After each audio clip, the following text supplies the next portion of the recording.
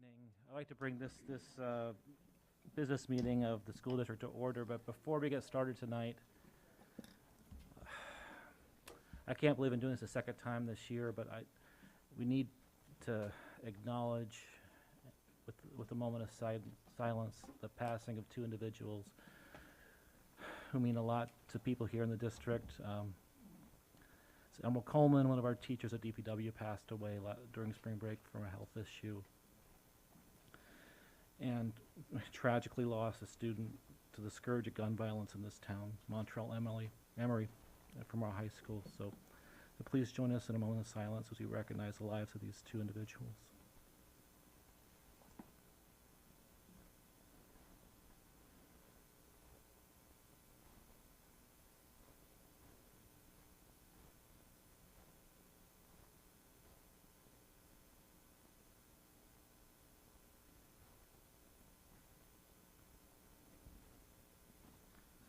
Thank you. Let's start off the roll call, please. Member Hasanadka. Here. Member Hall. Here. Member Orr. Here. Member Carter is here. Vice President Exum. Here. President Pulaski. Here, there is a modification to tonight's agenda. Action items 12.6, referring to 205 and 211 North Race Street sale listing, will be pulled from tonight's agenda. We do have a commendation and recognition tonight. We'd like to recognize our first ever female placer for the IHSA State Wrestling, Jordan Tyler. Great.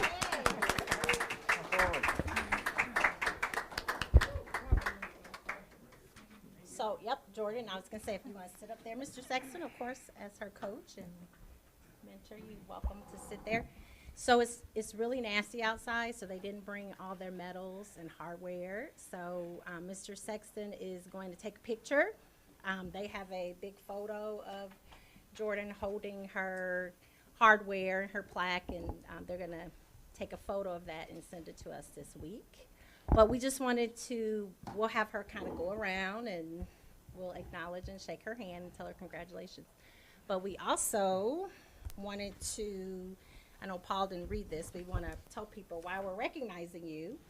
So Jordan is being recognized as the first female wrestler for placing third at state in the 235 class. So she's joined wrestling history at UHS. She was also named as the WCIA Athlete of the Week. And this is her first year as a wrestler. So That's yay. amazing. Exciting. So if you want to take just a minute and share a little bit about your experience, and I know Mr. Sexton definitely wants to say something And real about quick, you you too. can add to that. Yes, She was- add. She was just named to the News Gazette first team.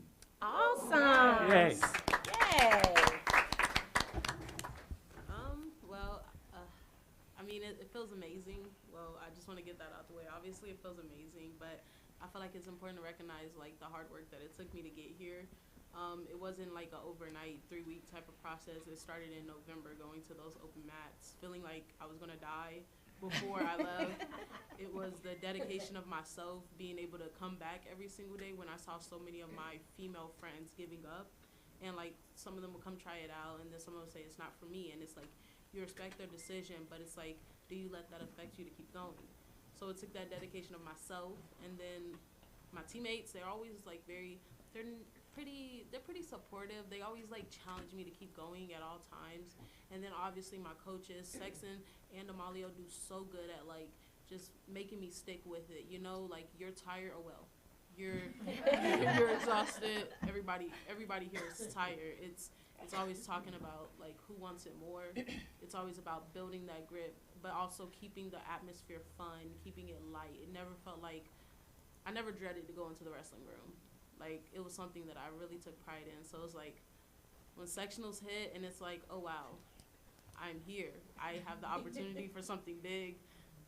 I will never forget my first night of sectionals, losing my first match to a girl that I knew I could beat. A girl that I've wrestled bigger, I've wrestled more technique. It was just something within myself that I didn't come in contact with yet. So it was like the next day of sectionals, it was like, yeah, I can't play. It was like, it's like, yeah, I made it here, but if I stop here, then what was the point of making it here? So when I went on to win that sectional fourth place, it may have been fourth place, but it's all I needed. So when I got to state, it was just that, oh, I made fourth place at sectionals against girls who may have been better than me. It didn't matter because at that moment, all I knew is, well, I'm here to place. I'm here to do something different. And it just felt amazing, so. Yay. That's awesome. For sharing that. Thank you so much. No, she's very modest. We, as a coaching staff, weren't really sure how good she could be, because when she started out, we didn't really have an all-girls meets for her. And so she was wrestling she weighed in at approximately 200 pounds. She was wrestling guys that weighed 220. And these are football players, linebackers, big linemen. So she was going against those guys, and I always asked her, hey, this kid's pretty good, you want to go? She goes, I'm here to wrestle. I said, okay. So I would throw her out there. Now she would, she'd get beat up pretty good, but never complain, always wanted to wrestle. And then once we got her to all-girls tournaments, we started to see how good she really could be. And the proof is in the pudding. She takes third in the state. We put a nice big poster in the trophy case for her, right next to Luke Luffman's picture, seeing that she's the first time ever girl at Urbana placing. Hopefully we can hang a banner in the gym next year for her. Yes. And then we had 7 girls this year go out. Hopefully we'll have more. We've added an all-girls schedule next year. That includes 4 tournaments and some dual meets. And then she'll also compete with the boys when we need some other stuff for her to do, and some stuff for the other girls as well. So hopefully we can build the girls program as I have been with the boys. We ended with 30 boys this year and add 7 girls, so there are 37 for the team. So hopefully we build that girls program up the same way, and sky's the limit for us and for her. And like I said, she wants a banner in the gym, and I think she can achieve that. Yes, she can.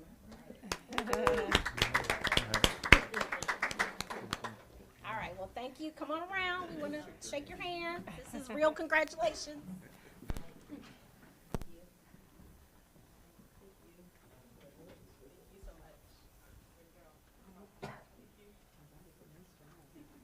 Congratulations, you're a trailblazer. Thank you so much.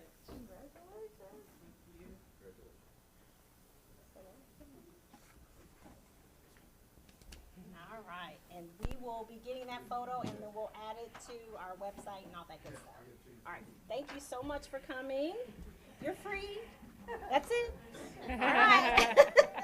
Okay, thank you. Next up is citizen statements. If you'd like to make a citizen statement before the board, there are goldenrod sheets in the back of the room, and they can be handed to Kim Norton. First up is Jennifer Hickson.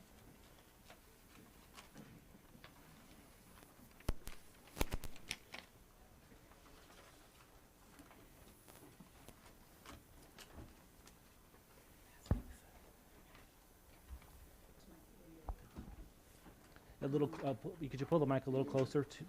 Pardon me? Could you pull the mic a little bit closer, please? Thank you.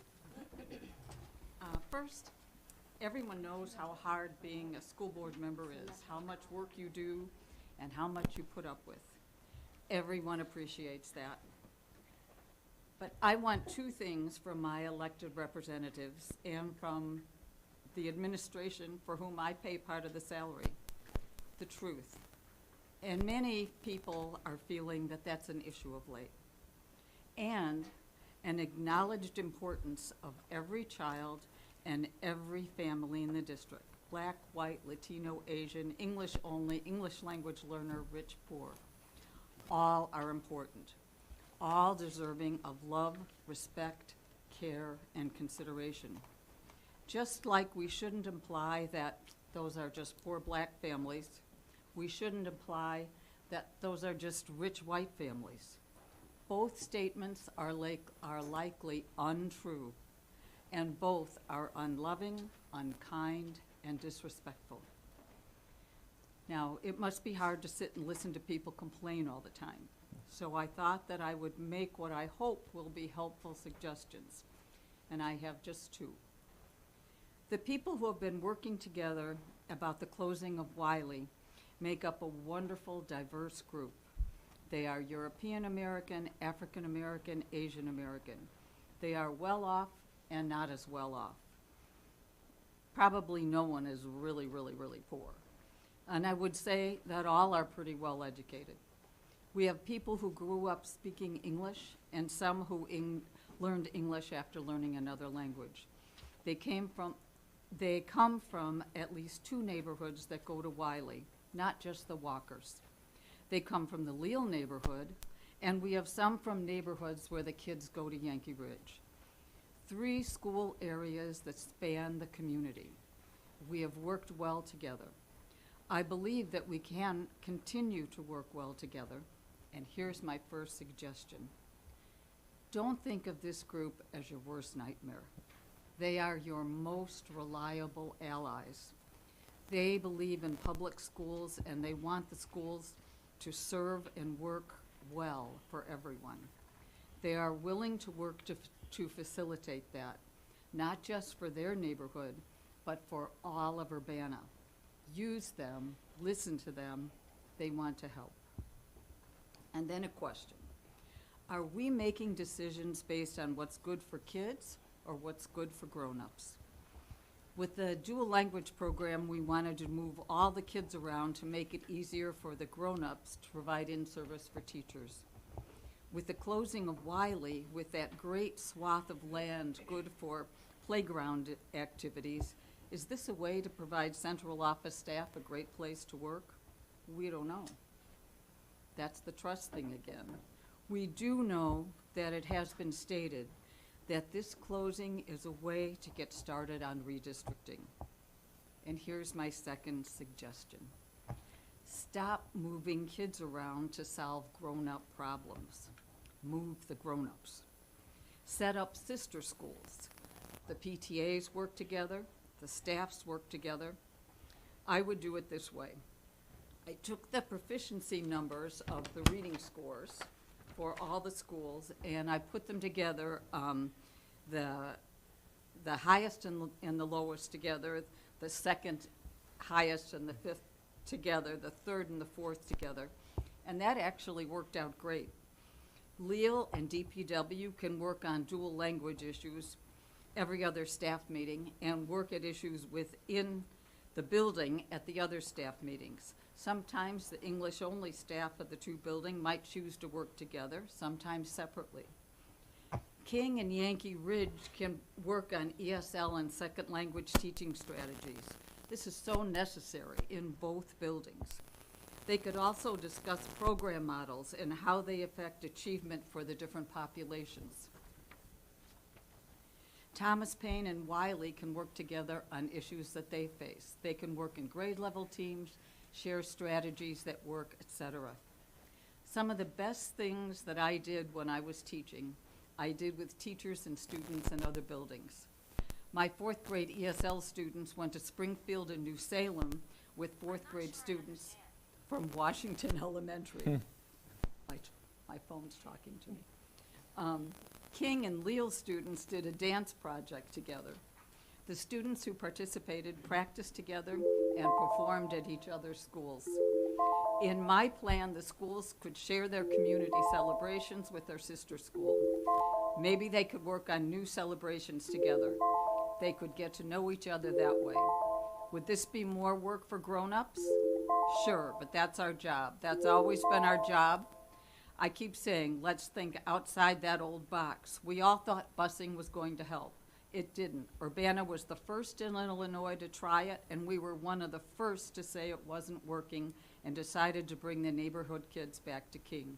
We were ahead of the curve in both instances. Why should we try it again? Let's innovate. Let's move the grown-ups around.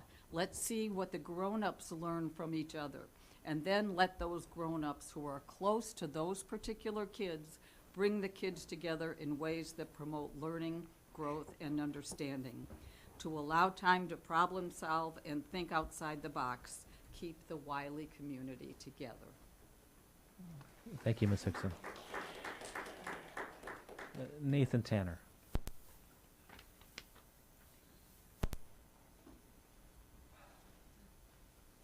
I think this is on still.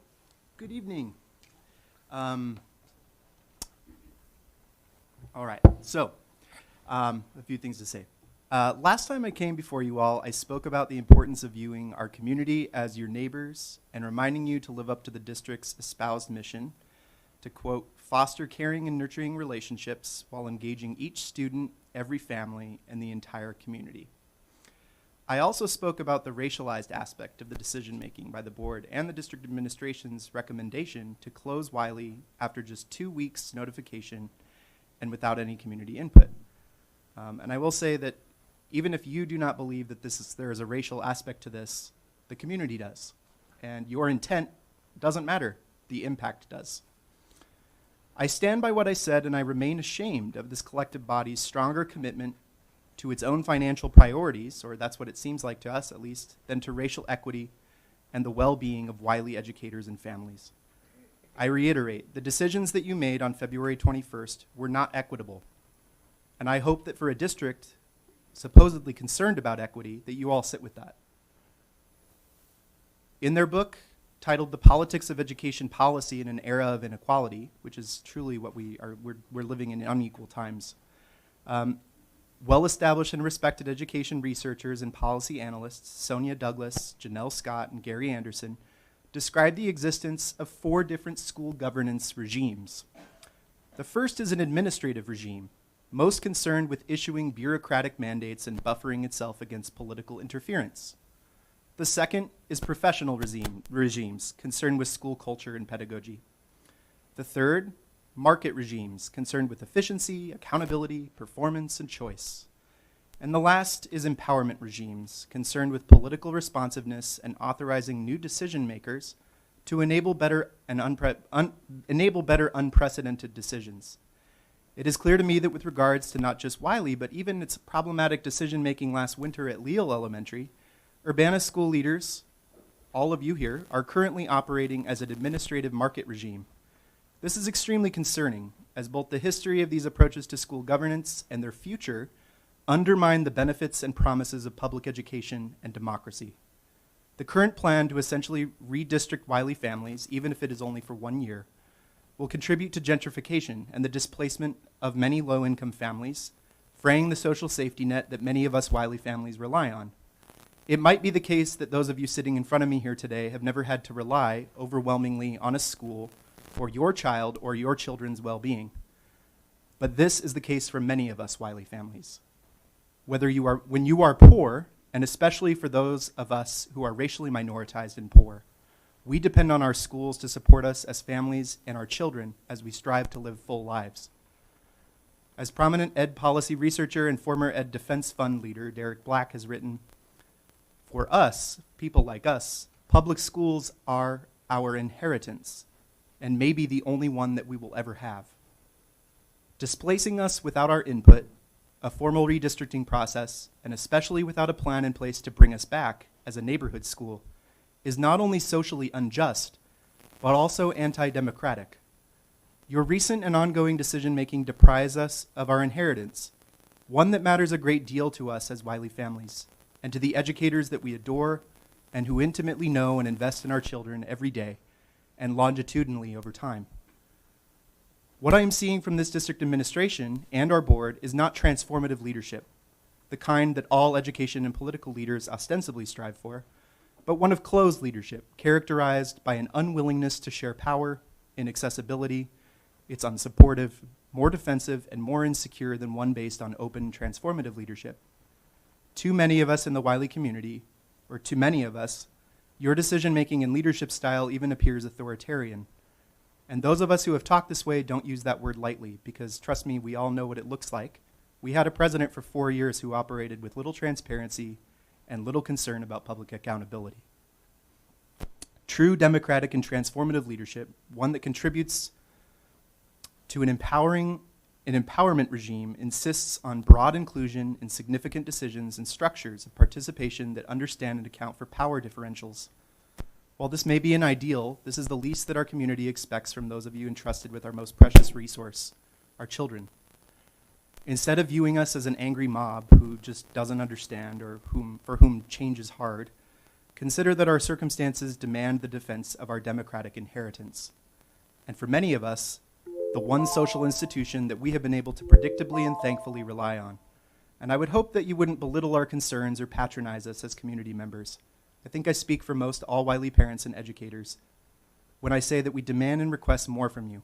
We are interested in empowering governance and democratic transformative leadership that includes us as partners in the decisions that you make that have a ripple effect in and on our community. Thank you. Thank you. McKenna Lane.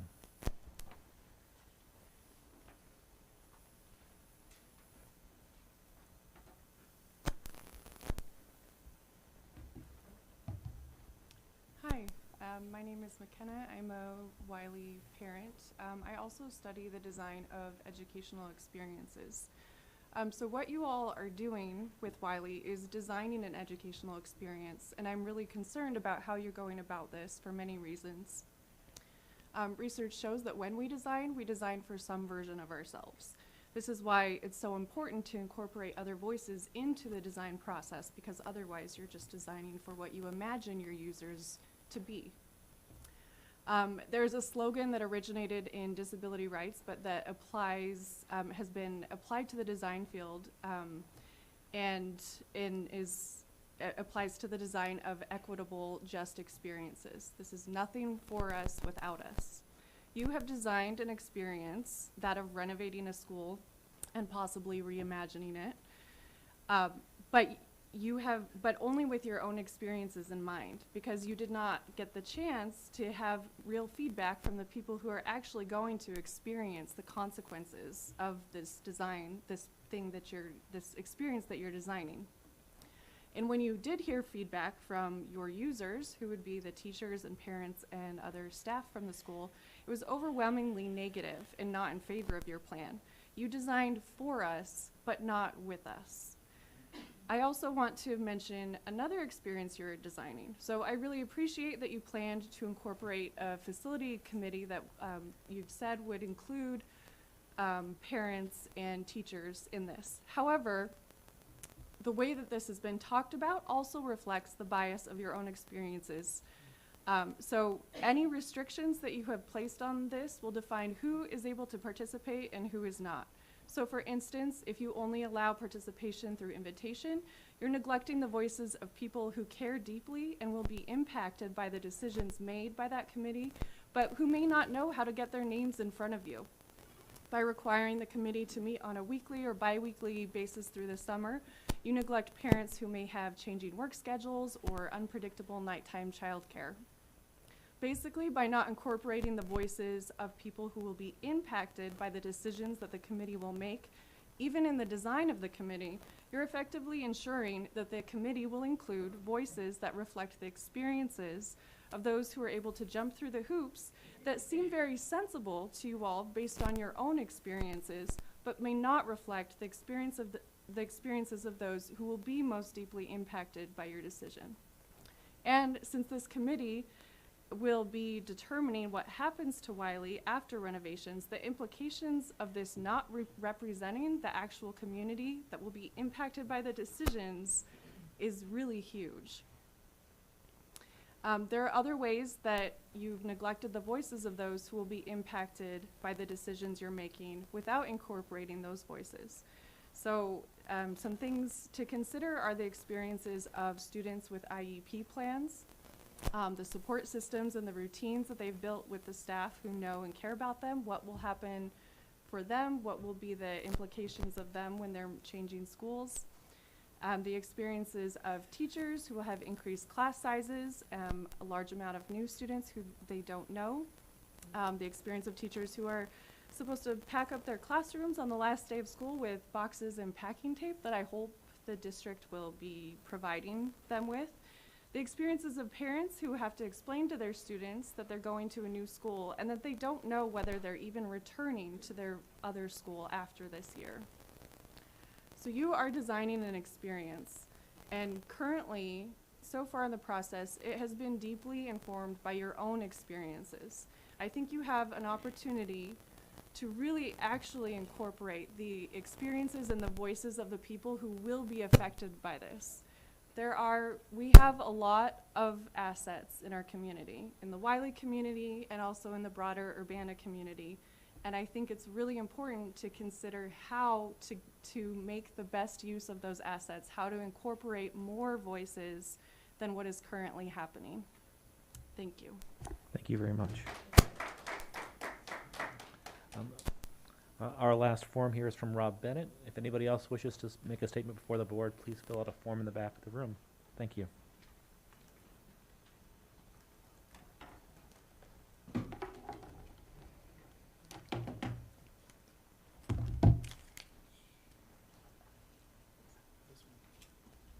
Sorry about the gorilla AV here.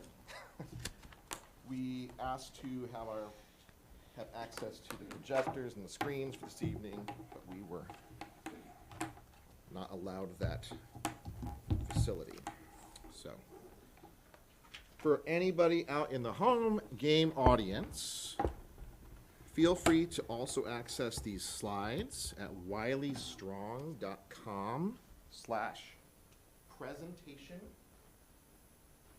That again is wileystrong.com/presentation. Again, the board, administration here, please feel free to also open this. I have not had time to email this to anyone, unfortunately. So I'm Rob Bennett. Again, I'm from the Wiley Strong Strategy Group, and of course a Wiley parent. Great. Essentially, a few weeks ago, of course, at February 21st, the administration presented some data taken through a survey given to Wiley parents. We had 6 days to answer those questions. They were provided by email. A lot of us here at that meeting had some questions about the numbers. And so one thing our strategy group decided to do was to go ahead and issue our own survey. We basically set up a survey engine using Lime Survey on our hosting provider. We managed to get 68 responses to that survey. You will note that's significantly more than the 41 the administration got for its own survey. We collected those in a short time window, March 8th through 10th. It was controlled through access code, and we know it got into the hands of Wiley parents, and only Wiley parents, because we helped administer those access codes. 14 of the surveys were taken off-site. The access codes were given to parents at student pickup time on Wednesday and Thursday of the week before spring break. And then the other 54 surveys were actually administered on site during parent-teacher conferences. And that's kind of how we got such a good response rate. We had 7 incomplete surveys. We're not going to be including those in the numbers we see tonight. And all the questions that you see and all the responses that you see are exactly as we presented them. There has been no tinkering with any of this information. I just wanted to show this. And again, the administration's numbers also are available too. You can compare the surveys, but I'm not going to get into that tonight due to lack of time. Parents responded that to the question, the current amount of asbestos in the Wiley building is a serious concern. Roughly 52% agreed with that in the strongly agree. And of course, all these questions, except for a few we'll talk about, use the 5-point Likert scale. So we do agree that the asbestos is a concern. Interestingly enough, the same group of parents responded strongly in the affirmative that the Wiley building is safe for their children. And of course, what would we know? But 70% say strongly agree or agree to that question, with another 21% undecided. So roughly 10% chose disagree or strongly disagree to that statement. I want the Urbana School District to prioritize fixing what they can in Wiley now, i.e., before the building is ever closed. 54% of the 68 respondents strongly agreed with that statement. Another 28% selected agree. And of course, you can see the numbers there for yourself. USD 116 should start asbestos abatement during the 23-24 school year, which is, of course, what's been approved, even if it means sending my child to another school. 40% agreed with that, 30% disagreed, and 32% are undecided. So that's pretty evenly split. USD 116 should wait till they have finalized the strategic plan before moving my child. Now, this is a little bit more landslidey. 43% strongly agree.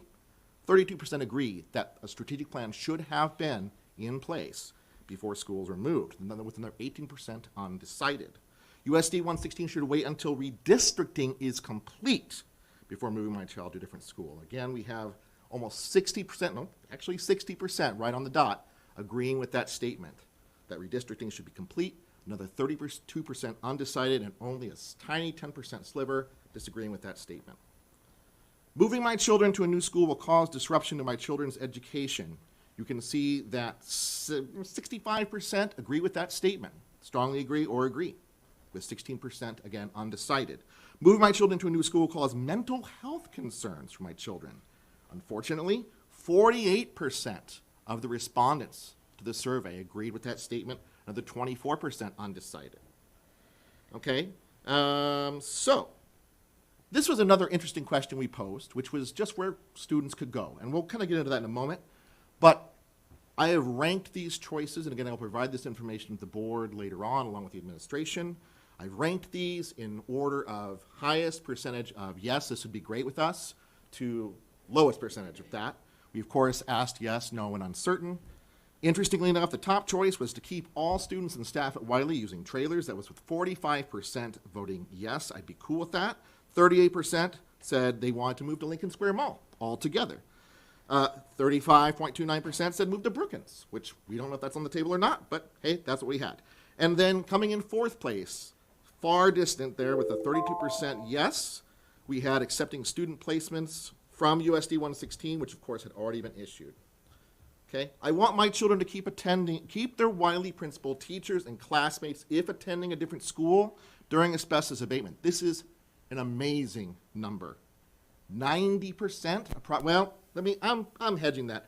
82% said that they would strongly agree or agree with that statement. That is such an incredible, incredible number in a country where 52% is a political landslide.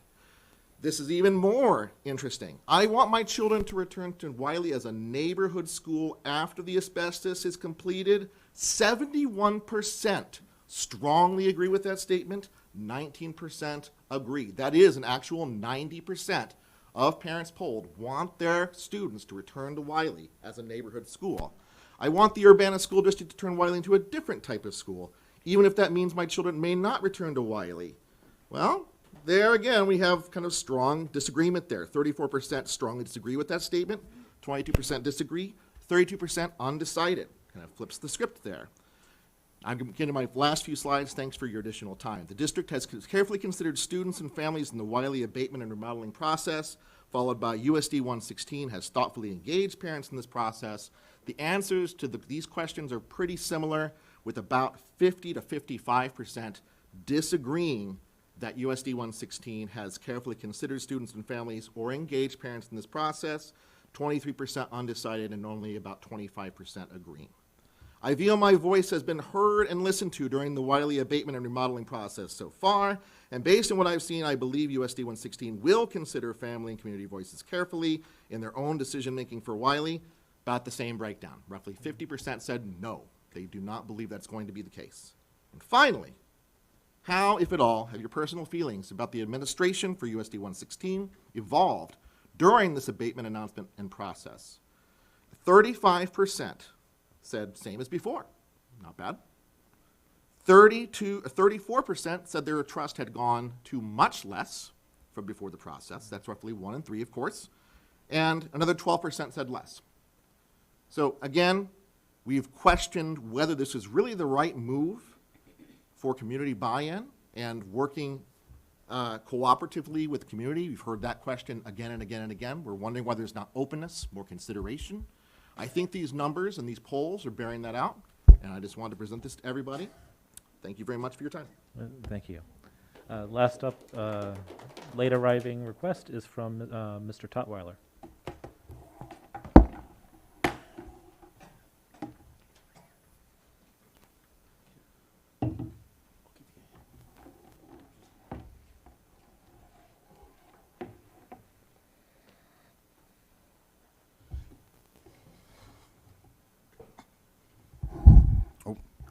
Hello. Thank you. I had a couple open questions for you guys. I don't know if you can answer them for me, but related to the SPED program first, adding the number of kids that Wiley has now into the SPED program over at Thomas Paine, do we know how many kids are going there yet? Do we have those numbers? I asked Mr. Gutzmer, and he did not have an answer for me. Do we have an answer for the number of kids that we're adding to the SPED program over there? Because we're increasing class sizes, Thomas Paine, by adding the 120 kids from Wiley over there as well. I'm kind of focusing on that because that's where I know my kids are going, right? And I kind of like a little bit more communication. Does anyone have any idea? We'll make sure you get an answer to that question. Okay. My other question is, as far as support, I know that not everything can always be accommodated, but I don't know how much my son is integrated into the classroom. I want to know how much support is going to continue there, because there are lots of holes that have not been, and the only thing we're getting right now is a meet and greet tomorrow night. That's it. I don't know where my son's current staff is going. Like, I do know, but there's no official, and for kids who need better transitions, a lot of times kids in the SPED program need to be introduced to those people, to be introduced to those. Right now, you're adding lots of trauma to those kids in this process. I know that there are a couple of, but having them come to the school might be a good idea. You know what I mean? If there is time, or if there is a time to take them to there. But at this point, I'm kind of lost.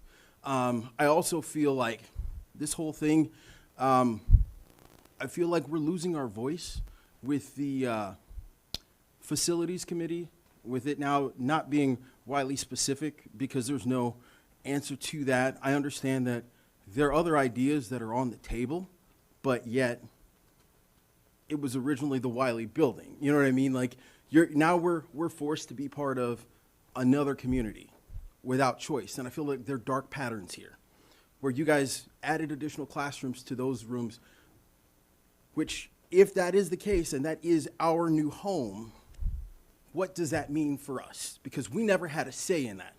Leal had a say in what was done at their school. Thomas Paine had a say in what was done at their school. But we have not had a say in what's going to happen at our school, and we're going to be forced there. Is there any way that we can have more of a seat at the table? I mean, I would love to have more conversations about how to make this more productive, because I don't think it's productive for me to come up here and have a speech with you guys. I know that I want more interaction to try and see how we can make this better together, not just a separate thing where I'm mad at you guys and you guys don't want to hear what I have to say. There's a lot of that's going to go and continue on, and I know that I may sound passionate, and I mean no ill will towards you guys, but what I am going to do, hands down, is advocate for my kids' friends, my wife, who's part of the staff here in the district. I am so invested in this community, and I would love to have more interaction, because I feel like we are totally not being heard. I would be willing to share my email address, to have another Zoom meeting with people. John was nice enough to have a Zoom meeting. I do know that one other thing that I'm concerned with in our district is that if we add the 120 students from Wiley over to Thomas Paine, there is a serious demographic difference between the other schools. And I feel like if we're going to address this together, I mean, there's got to be more teaching and other things that are going to be, like, one size doesn't fit all. And I feel like we need to address resources the same way, because we're not being heard. And there's a lot of difference. And if you hear us talking about how other schools were treated, like, honestly, we want equity. We want the same. So even if Wiley comes back as another school, we want those same 6 classrooms there, right? There's not a dramatic difference in the amount of people that are going to either of the schools, right? I want the same, and we have waited for far too long to have anything happen to the school. The last time the school was renovated, my father My father was in 5th grade. That's my kid's like there's no reason for that. With as well as we support ours, I really want us to continue to support our community, and I really want some more help. Would you guys be willing to take down my email address? Absolutely. Possibly. And if there is a possibility, I will throw this out there. I don't know how, but I would love if there's opening to find a way to be part of the board, because I feel like we need a seat at the table, because I feel like we're not being heard. Thank you, Mr.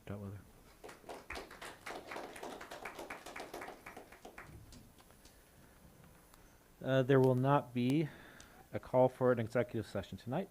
Is there a motion to approve tonight's agenda as amended? So moved. Is there a second? Second. All in favor say aye. Aye. Any opposed? There are no communications, and our student ambassadors are not here tonight. Our first administrative report is on education for employment system number 330, intergovernmental agreement resolution. Kim.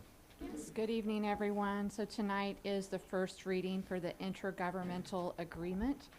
According to the agenda, it says that this would be possibly approved April 18th. That should be April 4th, 2 weeks from this evening.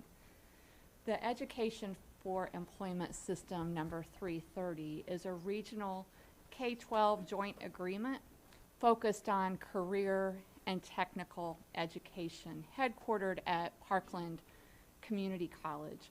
Our school district has been a member since 1986. In addition to other advantages, membership in the joint agreement is required in order for our district to be able to access state and federal career and technical education funds. On March 8th of this year, the EFE 330 Governing Board approved this revised intergovernmental agreement. This revised agreement was necessary to comply with new Illinois State Board of Education requirements. The current agreement has not been revised since 1998.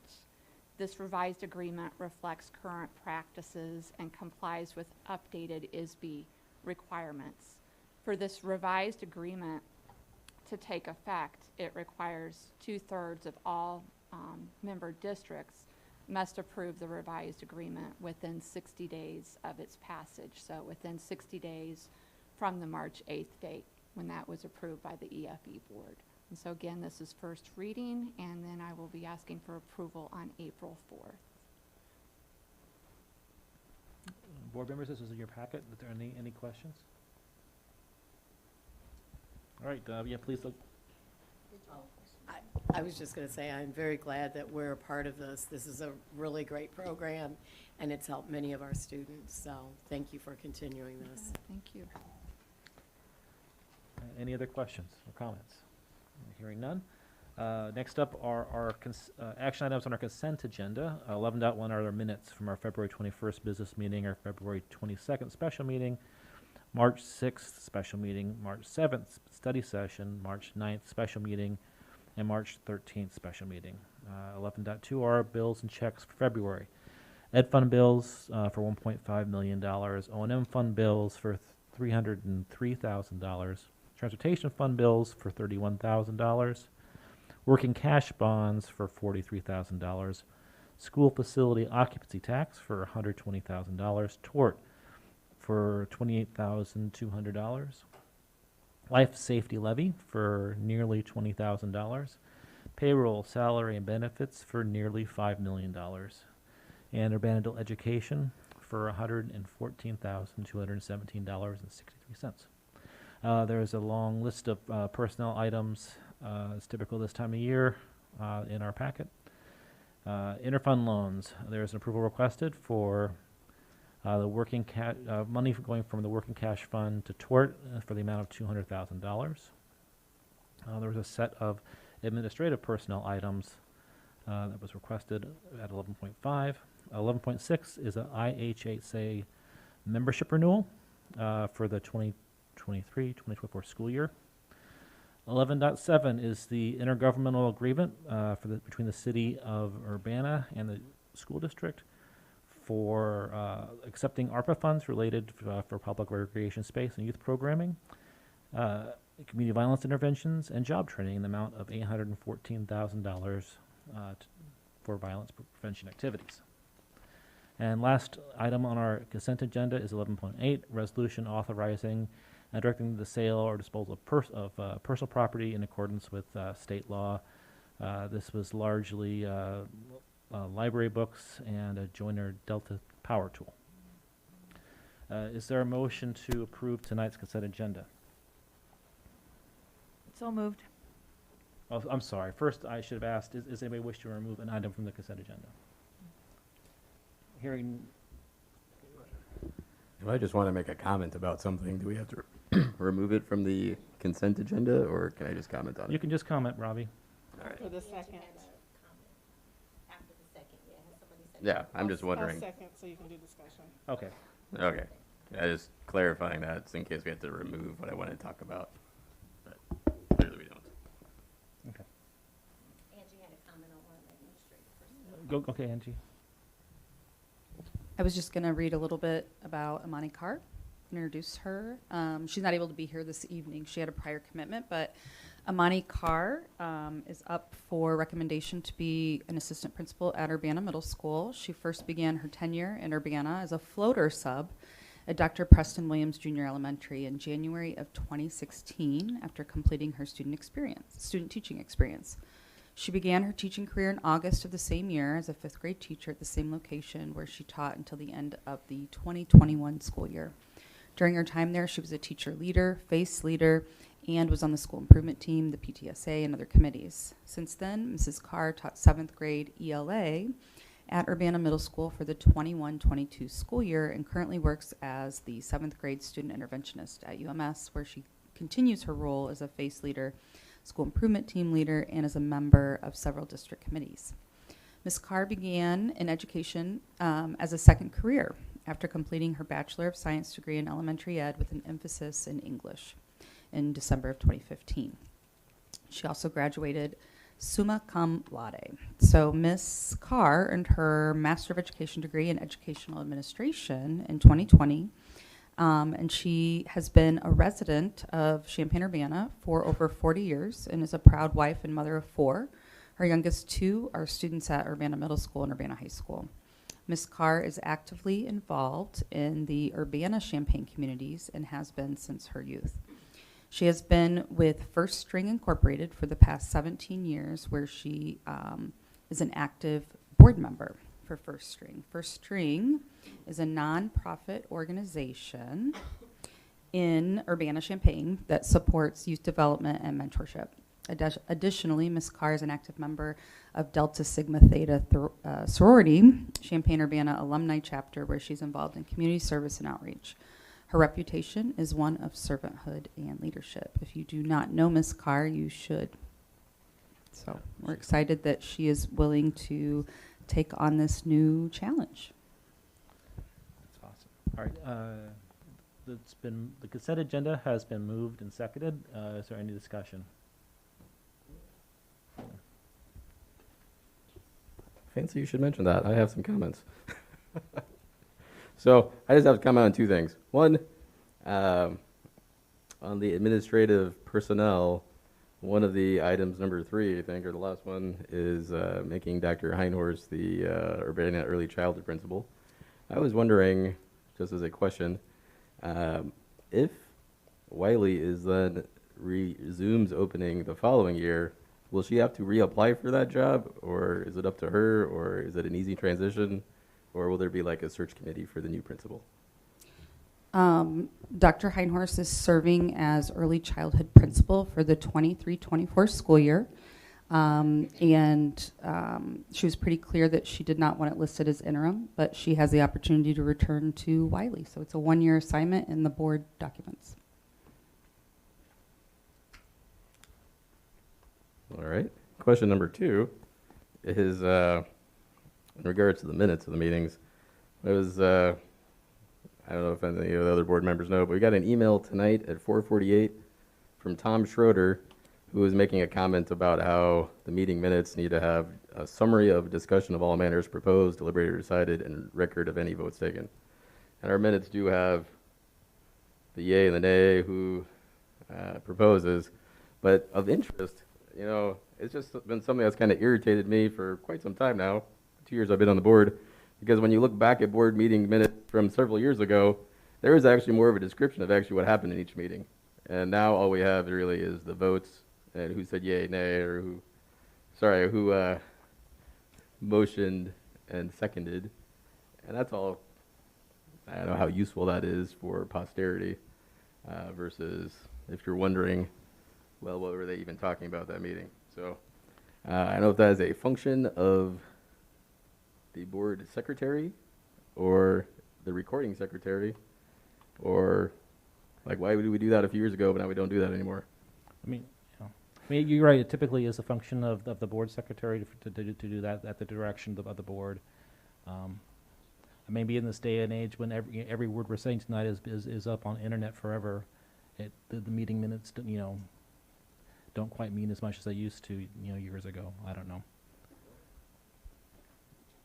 When things are said in board meetings, like, for example, when we're discussing Thomas Paine's renovation and set aside those classrooms for Wiley at a later date, and I'm sitting there looking through all these recordings that are multiple hours long, trying to figure out who said what, it's very painful and hard. So I think even that, having the abridged summary in the meeting minutes is a good idea.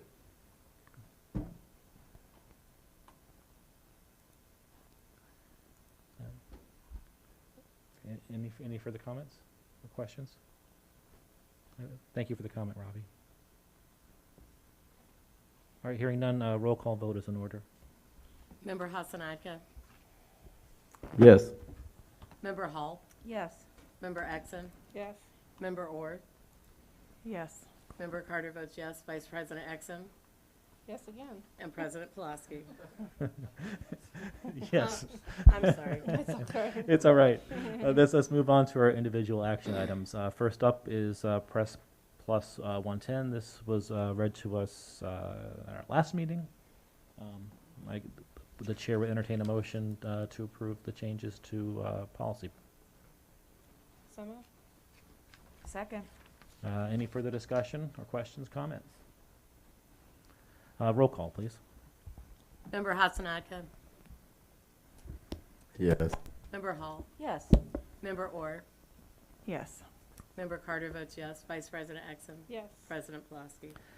Yes, 12.2 is IGW Architectural Engineering Proposal for Renovation. So this is a proposal from IGW for professional architectural engineering services in connection with renovation of Flossie Wiley Elementary School. Is there a motion? So moved. Is there a second? Second. Are there any further discussion or questions or comments? I have a question about this. Go ahead, please. Okay, so Scott, you might come up. Do you want him to come to the mic? if he's going to answer the question, or I don't know who, this is probably a question for him. So, one thing about reimagining Wiley, there was some comments made about how we're trying to make a school more attractive to the outside community and building population growth back into Urbana, along those lines. I think everyone knows what I'm talking about. So the question I have is, in this consultant section, it says IGW will employ TGRWA, a structural engineering group from Chicago, and GHR engineers and associates are mechanical engineering, or mechanical electrical engineering for portions of the work. My question is, I would really think if we're trying to foster economic growth in our own town, that we would try to use some of the engineers that are out of Champaign County that will then keep that money to reinvest in the community by those who earn it in this town and not farm this out to Chicago. So, I would not be opposed to looking at that. Yeah, TGR, we have a longstanding Yeah. working relationship with TGRWA, but GHR is a local Champaign firm, but TGRWA, we could certainly look at that. I'm not opposed to that. We have other structural engineers who are local that we've worked with, so. there's a lot of government agencies out there, and some of it's written by state law, et cetera, about how they try to promote, minority-owned businesses and women-owned businesses for things like this. I don't think we have any of that with the school board, but trying to keep it in the county, I think, is a good idea. I don't have any opposition to that, as I said. Yeah. Thanks, Scott. Any other comments or questions?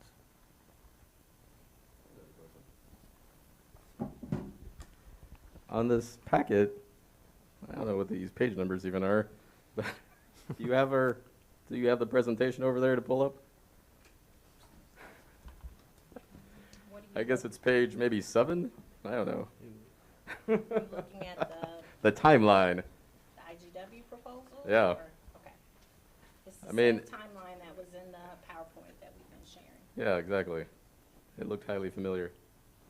So, Is there a question about it? yeah.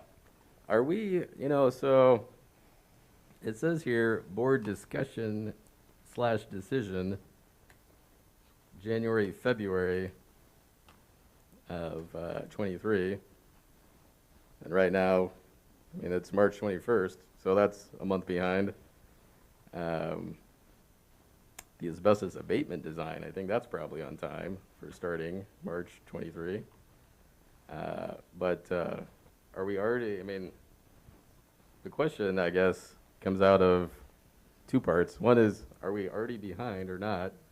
And number 2, there was a Wiley parent who raised the question about the HVAC implementation, which is part of this proposal. And their concerns were 2 parts, I think, in that regard. And one was, you have to know what the rest of the addition potentially is before you design or choose what size HVAC unit you'd want. But in this proposal, it looks like we're putting that in before we know what the second part is. So is there going to be 2 separate units for the new building versus the old building? And then the other part has to do with ordering that, because the comment about commercial HVAC systems might be like 6 months to a year from when you order it till you actually get it. Yeah, right now their chillers are running about 11 months, so we found that out when we did Urbana Middle School chillers. So, yeah, our proposal is for the full renovation, because we don't really know what the new construction is yet. Yeah. But we're hoping that, as the committee is formed and that starts getting decided this summer, then we'll be able to, size some of those, final equipment and make some decisions. And we may pre-order some of those pieces so that to make sure we have them when we're actually going to do the construction. So, Well, is it going to be like my house where I have an upstairs furnace and a basement furnace, where you have one for the old building, one for the new building, if there is a new building? It kind of depends on what kind of system we end up with. If we go geothermal like we did at Thomas Paine, then that's a very easy expansion because you have a well field and you can add wells and you can add equipment to that as you move along. So kind of depends on what the final system is. And like Urbana Middle School, it has 2 chillers. So yeah, we might have two chillers, and they kind of share between the existing building and the addition. So Yeah, so it says in this presentation that the goal is to have this first portion done, which is the roof, HVAC, I think flooring, right? Anything else? Windows. it's still to be decided. Yeah. But yeah, I think to the have that all first- done by basically August of 24. Correct. Yeah. So when do you think in this timeline you have to know what kind of HVAC system you're going to have in order to pull that off? Because the end of summer, reimagining committee basically, needs to know that as far as Yeah, I think the end of the summer. getting a decision made. is what we're looking at. End of summer, Yeah. so like August. Yep. Yeah, if we're gonna have that final equipment in place. But we've also talked about, maybe that HVAC upgrade gets delayed a little bit. Maybe it's not in that first round of renovations, so. A little bit yet to be decided, but we'll work through that hopefully this summer, get that figured out. Can I comment too? We're not behind schedule. The February date was regarding the vote that the board did take in February. This is the same timeline that was presented along with that vote, so that's why it's being repeated here. Well, one more comment on the timeline. Project introduction is January. I didn't even know this was happening till February. So I don't know who was in on the secret meetings in January, but I'll just point that out.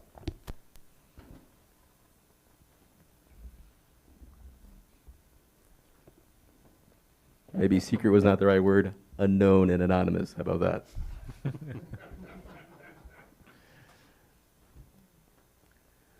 All right.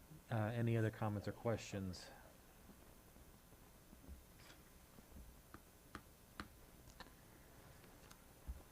Hearing none, roll call vote will be in order.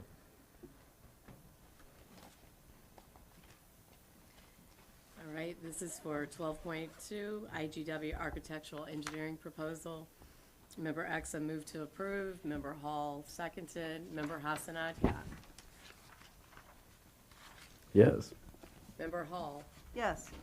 Member Orr, Yes. Member Carter votes yes, Vice President Exum, Yes. and President Pulaski. Yes. 12.3 is approval of Facilities Planning Committee charge. Okay. So apologies for getting this to you today. It has been a trying several days in our district for lots of different reasons, which I'm not going to go into right now. I'm just going to read this. This is the charge for the Special Facilities Planning Committee to study the future of Wiley School. The Urbana School District's administration is organizing a Special Facilities Planning Committee to advise the board on the future of Wiley School. Under Board Policy 2150, quote, a special committee may be created for specific purposes or to investigate special issues. A special committee is automatically dissolved after presenting its final report to the board or at the board's discretion, unquote. To examine the future programming for Wiley School, the committee will review the comprehensive needs of all USD 116 buildings and programs while also considering the financial resources expected to be available to the district. As we've talked in previous presentations, none of these bullets should be new to you because they've been shared publicly. As part of the comprehensive examination to best meet the needs of the entire district, the committee will consider, but not be limited to, the following. Reopening Wiley Elementary as a neighborhood elementary school. Reopening Wiley as a newly themed elementary with a specific focus. For example, International Baccalaureate, balanced calendar, magnet schools. Reopening Wiley as a second middle school campus. For example, a 6th grade center or a more specialized 6th, 7th, 8th grade center. And lastly, reopening Wiley as a whole school dual language campus. The committee will be co-chaired and include representatives from each elementary school and Urbana Middle School, since a couple of the considerations would impact the middle level. It would include teachers, support staff, parents and or administrators, the Urbana Education Association, which is our teachers union, district administrators. That would include building administrators, central office administrators, and members of the Board of Education. There will be an open call for volunteers via a survey. The committee's meetings will be publicly noticed and held either monthly or bi-weekly, beginning in April 2023. The administration's goal is for the committee to provide its final report to the board in August 2023. All right. Opportunity for discussion. Sure. I also just wanted to know, I believe, Did we approve a second? And I didn't write it down. No, we have No. not approved and seconded yet. Okay. Okay. Is there a motion, I guess, to approve the charge as written? So moved? Is there a second? Second. All right, it's been moved and seconded. Now for discussion, thanks. Okay, well, my discussion points might want to change the charge, so I guess I'm not sure how that works. I also wanted to just note, I believe Board Member Ogulski had sent some words that, okay, just want to make sure those were going to be read.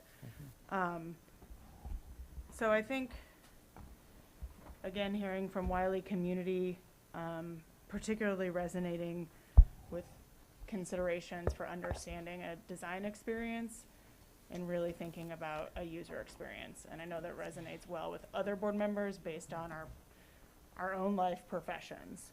I think it's really important in the formation of the committee that in and of itself is nodding or signaling how it is we want to proceed with the decisions being made and who has that power, right? So we are being asked repeatedly and being blindsided by like all kinds of logic and emotion and intelligent comments, and we still aren't prioritizing like the Wiley community and the decision-making process.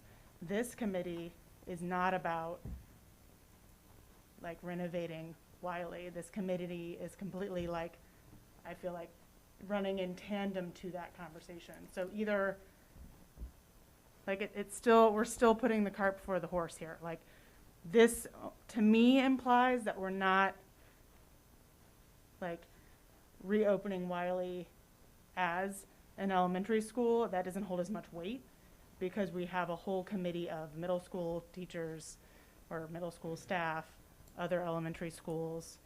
And I think it was brought up tonight that signals that Wiley community is not in charge of the Wiley renovation. So I guess I'm trying to encourage us to have that conversation here.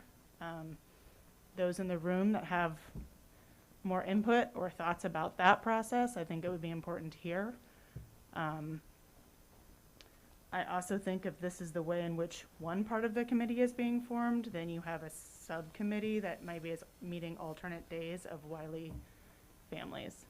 But this is not about Wiley families, you know, having self-determination on what's happening next. Thank you. I'd like to counter that with saying it's kind of the same to me reading this as it is for the dual language decision, because one of the reasons why I wanted more input was that the dual language decision shouldn't have been made just by the two schools who were running the dual language program. It should have been involving all the other schools as well because they would be affected. So yes, the dual language people in my mind on that decision should have special weight put to their needs and their wishes, but then the surrounding communities should also be allowed to give input because they were going to be affected one way or the other with what decision we made. And so for Wiley, yes, they should have extra weight. Those students, those teachers, everybody should have extra weight. But whatever happens is also going to affect all the rest of the district. And so therefore, I think you have to include the entire community in the discussion. It's not fair otherwise to say, you know, we want to keep it the same way, but then there's other teachers, or, I mean, I'm not saying that's a bad idea, but you might hear something from other people who've never been able to speak to this issue before now, and might have thoughts that we haven't heard before. So I just think keeping it open to everybody is the most transparent way to do it. I would like to maybe build on that and just ask the room, like, what did we learn from the dual language committee? And based on what we learned from that process, how is that impacting what we're doing now? And how would we do it differently and better? Because I do feel like that also had things we could have done better in that committee formulation.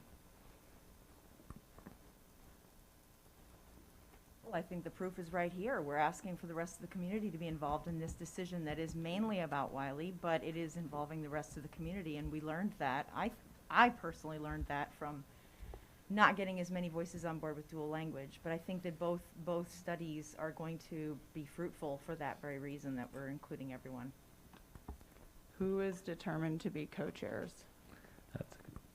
That's a good question. I mean, my advice would be that it not be run by either a board member or an admin. I think it should be community members. I plan on not serving on this board. I've served on a couple of facilities committees in the past. I chaired one. But I really think for this committee to truly have independence, and I'm not going to be a part of it. When you say truly independence, that raises my criticism of this memo, and that is, if you look back at the prior two committees that I am thinking about, and that's the Equity Task Force and the Dual Language Committee, my issues with both of those that they were very administrator heavy, and so when you say, in part, I can go along with that idea with the Equity Task Force, and that you need to have administrators from every building in order to have the input from the different aspects, different buildings, and so they could take the information back and discuss with their staff, et cetera, and then come back. But when you're talking about Wiley, you're talking about a building that has no administrators next year, so there's nobody in that building. So the people that really should be there in a reasonable number are the Wiley parents. And then you can also have parents from all over town. And when we say community, I'm talking about people that have nothing to do with the district as well. Mm-hmm. And so this call for open call for volunteers via survey, I don't know how we're sending that survey out to the general public, or are we putting it on just like on the website and then advertising through social media? But what I would propose is that we actually put a cap of I would say 15% for people that are paid for their salaries by the district on being on this committee other than teachers. So I'm talking about, district, whatever these guys are called, the district admin team and building principals and assistant principals. You can't have too many of those guys on there, because if you load it all up, then it's going to be, well, the survey from these guys says 30% say this. And that's, coincidentally, that's the exact number of building administrators on the survey and on the committee, So in order to not have people second guessing the intentions or, the underlying hidden agendas, et cetera, as I will likely do, you have to have this committee actually be impartial and made up mostly, I think, of parents and community members, teachers, and then a small percentage of building administrators and such could be in there too. So Brian couldn't be here tonight. He's vacationing with his family, but he asked to have his comments read. So give me a second to quickly dig that up. While you pull that up, I just want to point out two other things. This memo is written on Dr. Ivory Tatum's letterhead, and the last sentence says the administration's goal is for the committee to provide its final report to the board in August. So, it doesn't really sound like a board committee in that regard, This is district letterhead. I don't have my own personal letterhead. All right. I guess it's district letterhead. Are you done, Robbie? Sure. Okay. So, Brian had 2 points he wanted to express. I strongly hope that the committee is chaired by a community member rather than district admin. I think that would go a long way to rebuilding goodwill, and should probably be co-chaired. He would encourage invitations to people with very different viewpoints from the administration and the board. We need to invite our harshest critics into the conversation and listen. And I agree with both those points myself. I guess I would just also add, Anne, I appreciate your comments. I don't necessarily agree with everything, but I think to your point, if the committee is about bringing in all the voices we didn't bring in the DL experience, then we can't be turning people away, which I know we did for the DL committee. People who applied were not on the committee, so I don't think that's a process that should be encouraged in this planning committee. So we can't have a committee of hundreds of people either. So I think our goal was to try to have about 50. And we'd have large group time. We're hoping to use UMS, so then we can have a lot of breakout rooms. So we can have differing people kind of researching these different topics. So it'd be great if we could have everyone and anyone who wanted to be part of this, but that won't make for a great working group, decision-making group, I guess I should say. Can there be like input sessions then that are Absolutely. open where people still have that opportunity Sure. that maybe aren't able to come to the meetings per se, but are still have a lot of ideas? I mean, I just think that we need to learn from Yep. past experiences. The plan is, as we start coming up with some ideas, that we would use some engagement opportunities and get information out as the committee's working. So the final report would be at the end of the committee's work, but we hope to be able to share updates throughout, either through engagements or just information we put on the website or just share out. Just to that end, it would be hoped that, just like we 7 do with our people who live in our neighborhoods, our constituencies, that the people who are on the committee get voices from their neighbors and their, people who can't make it or don't have the time or whatever, and then can show up to all these meetings and say, well, this is what I've been hearing with my parent group or my whatever, And that's why we're including Representative. building administrators from every school, because we're gonna rely on the principals who are participating in this committee to take information back to their schools and get input. So Yeah. that's why it's relevant to have building administrators participate. Any further comments or questions? I just want to say, that it's going to be the board's decision in the end about what direction to take, the future board's decision. But with a committee this broad, we really risk doing serious damage to our relationship with this community if we ignore and override the recommendation that comes out of this committee. So,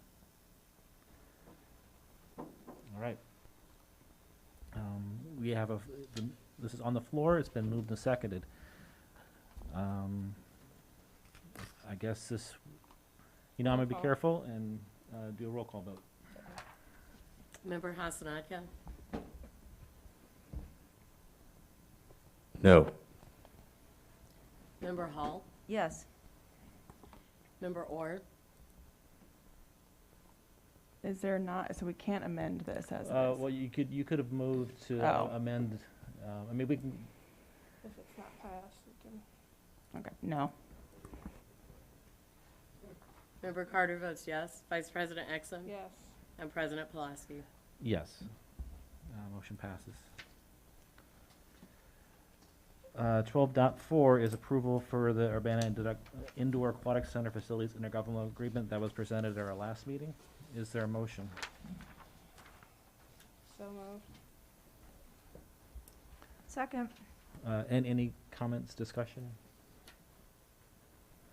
Roll call, please. Member Hasanadka? Yes. Member Hall? Yes. Member Orr? Yes. Member Carter votes yes. Vice President Exum? Yes. And President Pulaski? Yes.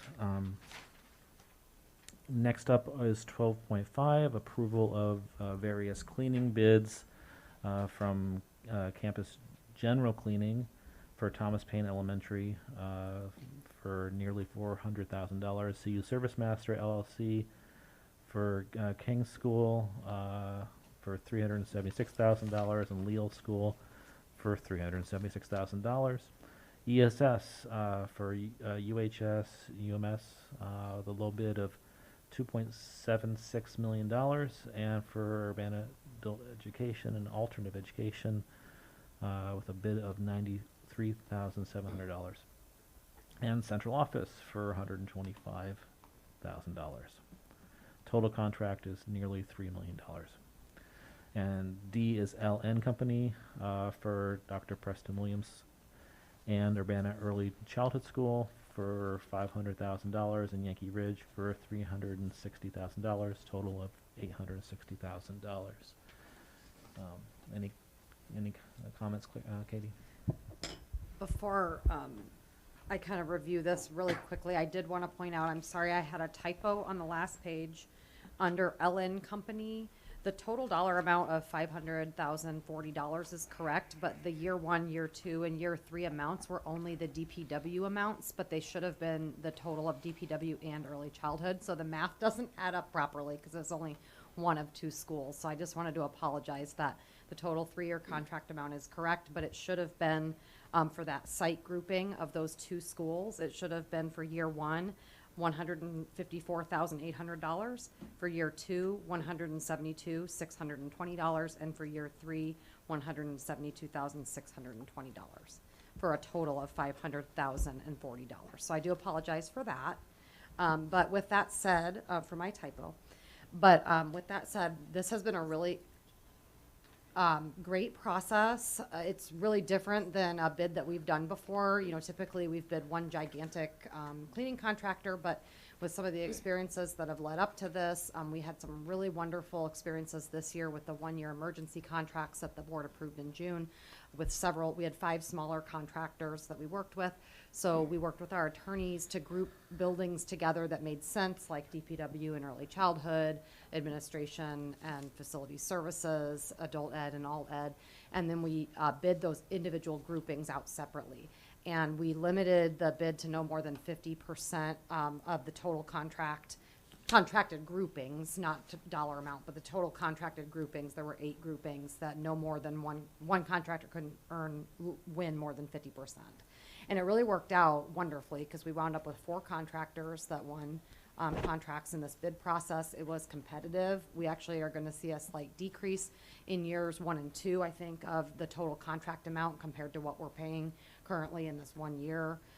So we're really pleased that we got some competition, that we were able to retain some of those smaller contractors in our community, our local contractors, and also see some new contractors as well. We've never worked with ServiceMaster before, so we've got a new contractor that we'll be establishing a relationship with as well. So we're also very pleased that we get to do a 3-year contract, so we're going to have some stability here for a few years. Don't have to go back to the drawing board on this for a while, so we're really happy about that as well.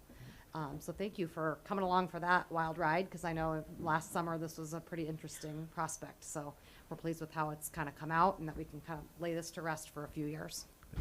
And we can do these as a group, Yeah, or we you can. can pull them out individually if you So- want to do. So does the board wish to do these individually? If not, we'll do them all at once. The chair would entertain a motion to approve all 4 bids. So moved. Second.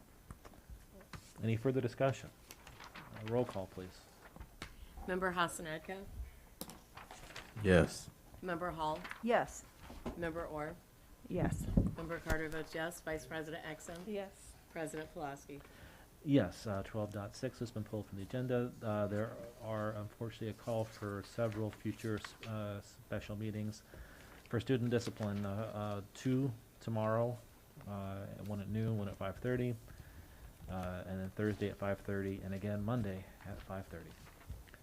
Superintendent's report. Okay. Mike, you've got that.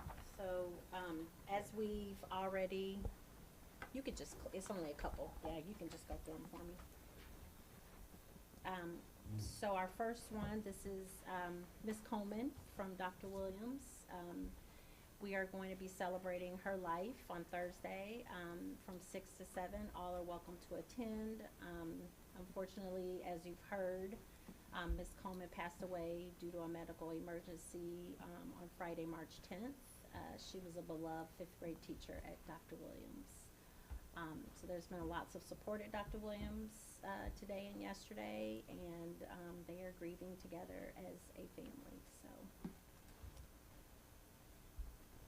in memoriam also, as you've heard or been witness to in the news, we lost one of our own students from Urbana High School, Montrell Emery, due to gun violence recently during spring break.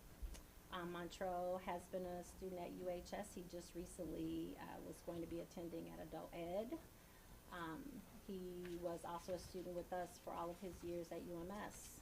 So UHS is also kind of banding together as a family to deal with this devastating news as a community, and we extend our heartfelt sympathy to his family and friends.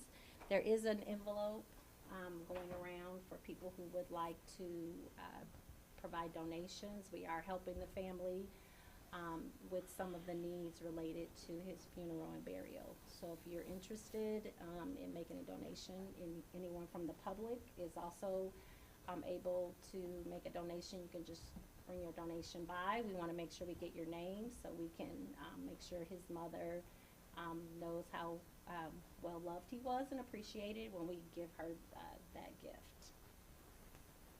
So kindergarten registration. If you live in Urbana and your child will be 5 years old on or before September 1st, you are eligible to register for kindergarten.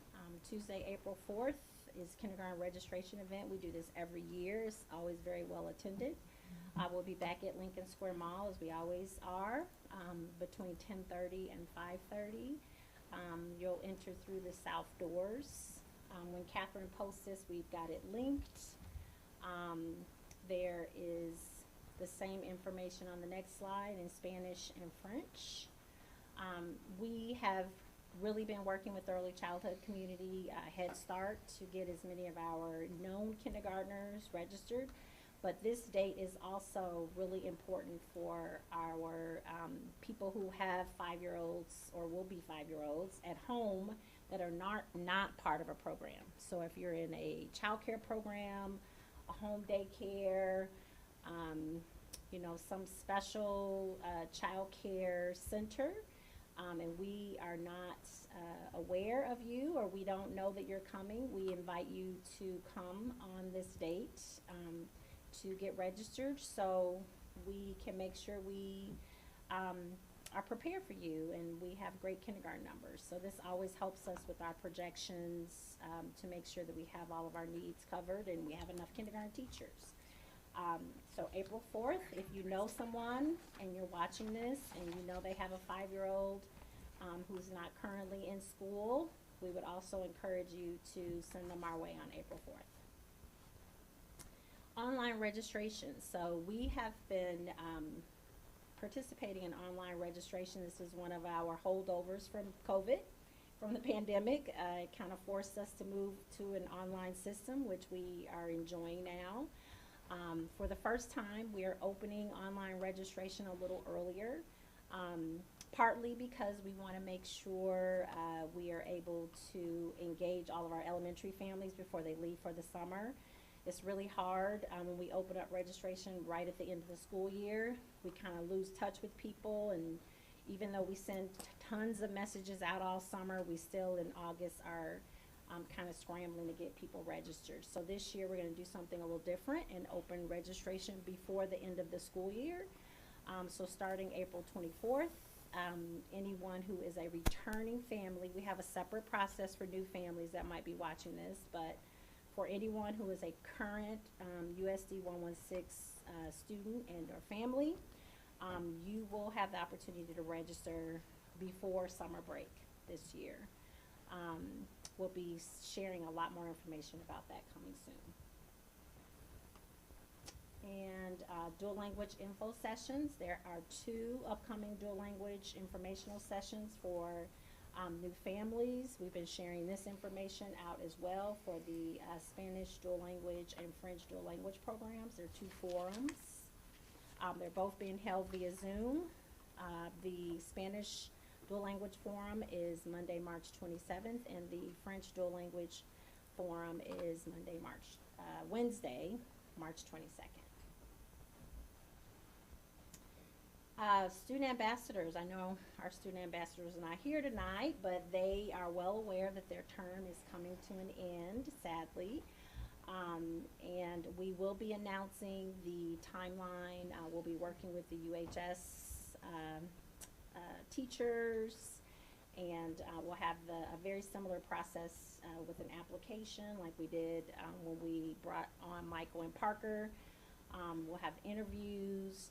Students will be asked to respond to some questions and write an essay, and So I'll be working with, we had a large group of people from UHS who were part of this process, so we'll be replicating that process and announcing those details very soon. And student ambassadors hopefully will be seated before the board goes on hiatus in June. As was mentioned earlier, the Wiley, our first Wiley family meet and greet is tomorrow night at Thomas Paine. So we're inviting families from Zone 1A and 1B to participate from 6 to 7 at Thomas Paine. We sent a Skylert to those families. Well, we sent a Skylert to everyone earlier, but specifically we're hoping to see the 1A, 1B families that live right in the areas closest to Wiley. We also encourage, we've been communicating with